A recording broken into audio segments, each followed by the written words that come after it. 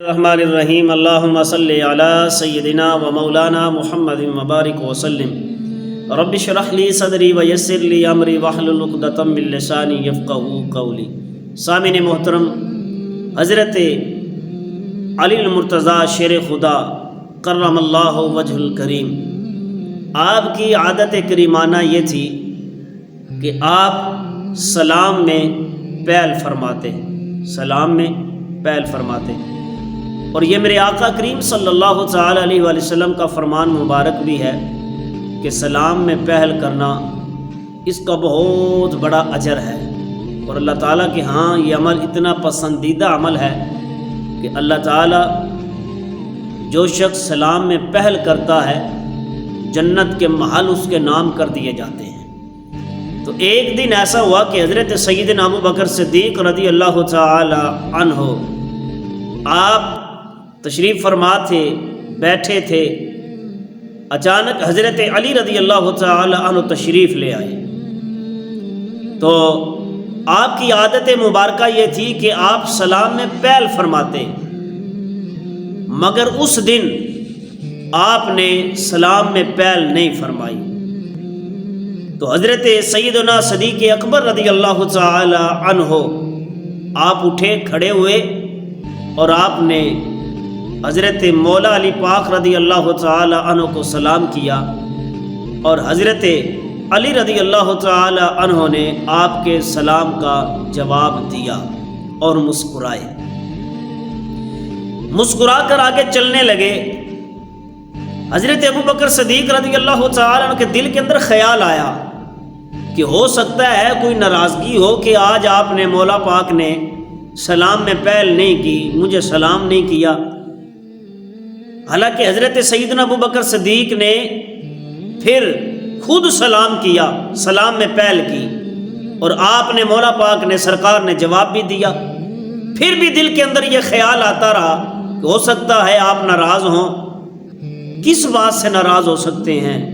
ایسی نہ کوئی بات ہوئی، نہ گفتگو ہوئی، نہ کوئی ایسا معاملہ پیش آیا۔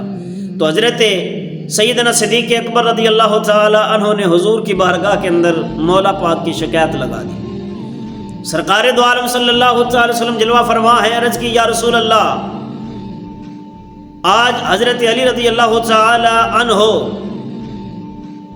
آپ نے مجھے سلام نہیں کیا، مجھے نہیں پتا کہ کس بات پر آپ ناراض ہیں۔ تو آپ نے فرمایا اے ابو بکر، آپ نے کیا تھا۔ عرض کی یا رسول اللہ صلی اللہ علیہ وسلم، سلام میں پہل تو وہ فرماتے تھے، مگر آج انہوں نے سلام نہیں کیا تو پھر میں نے کیا۔ حضور نے فرمایا پھر یا رسول اللہ، مولا علی پاک نے جواب بھی دیا، مگر پھر بھی دل سے یہ بات نہیں نکل رہی کہ ہو سکتا ہے وہ ناراض ہوں، آپ ان سے پوچھیں۔ تو آقا علیہ الصلوۃ والسلام نے فرمایا، سرکار دو عالم صلی اللہ تعالی علیہ وسلم نے فرمایا ابو الحسن ابو تراب مولا علی کو آنے دو، اور جب وہ آئیں گے تو میں پوچھوں گا۔ حضرت علی رضی اللہ تعالی عنہ اتنے میں تشریف لے آئے۔ جب سرکار علی تشریف لائے، آقا نبی علیہ الصلوۃ والسلام نے فرمایا ابو الحسن، اے علی یہ بتاؤ کہ آپ سلام میں ہمیشہ پہل کرتے آئے ہیں، آج آپ نے حضرت ابو بکر صدیق کو سلام پہلے کیوں نہیں کیا؟ تو مولا پاک کا جواب سنیں، اپنا ایمان تازہ کریں۔ حضرت علی رضی اللہ تعالی عنہ عرض کرتے ہیں یا رسول اللہ صلی اللہ علیہ وسلم، میں رات کو سویا، میں نے خواب دیکھا، خواب کے اندر جنت کا نظارہ کیا، اور جنت کے اندر ایک محل ایسا ہے، ایک محل ایسا ہے، میں نے پوچھا کہ یہ محل کس کا ہے؟ آواز آئی اے ابو الحسن، یہ محل اس شخص کا ہے جو سلام میں پہل کرے گا، یہ محل اسے عطا کیا جائے گا۔ یا رسول اللہ، میں سلام میں پہل کرتا تھا، مگر میرا جی چاہا کہ رات کو خواب کے عالم کے اندر جو محل میں نے دیکھا اور پھر پوچھا یہ محل کس کا ہے، جواب آیا یہ محل اس کا ہے جو سلام میں پہل کرتا ہے، سلام میں پہل کرے گا، یہ محل اس کا ہے۔ یا رسول اللہ میں کوئی ناراض نہیں، میں نے رات کو خواب کے عالم کے اندر جو جنت میں محل دیکھا یہ اس کا ہے جو سلام میں پہل کرے گا، اس لیے میں نے پہل نہیں کی کہ میرے بھائی ابو بکر صدیق مجھے سلام کریں، سلام میں پہل کریں، یہ جنت کا محل اللہ انہیں عطا فرما دے۔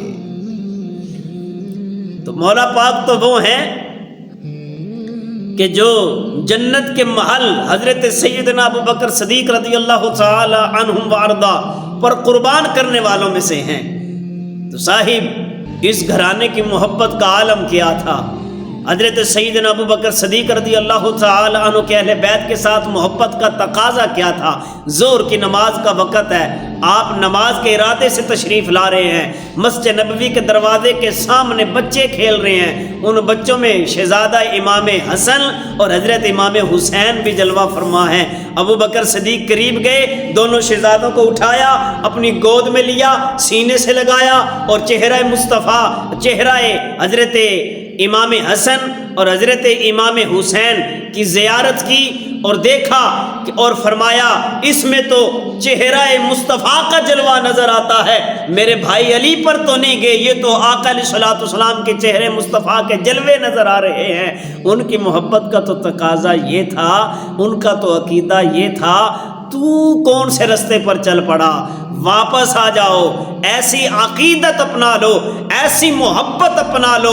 مولا علی اور حضرت ابو بکر صدیق کی آپس میں کوئی ناراضگی نہیں تھی، یہ تو محبت کے سبق اور محبت کے اسباب بانٹتے رہے ہیں، یہ تو محبت کی خیرات بانٹنے والوں میں سے ہیں اور جنت کے محل ابو بکر صدیق کے نام کر دینے والوں میں سے ہیں۔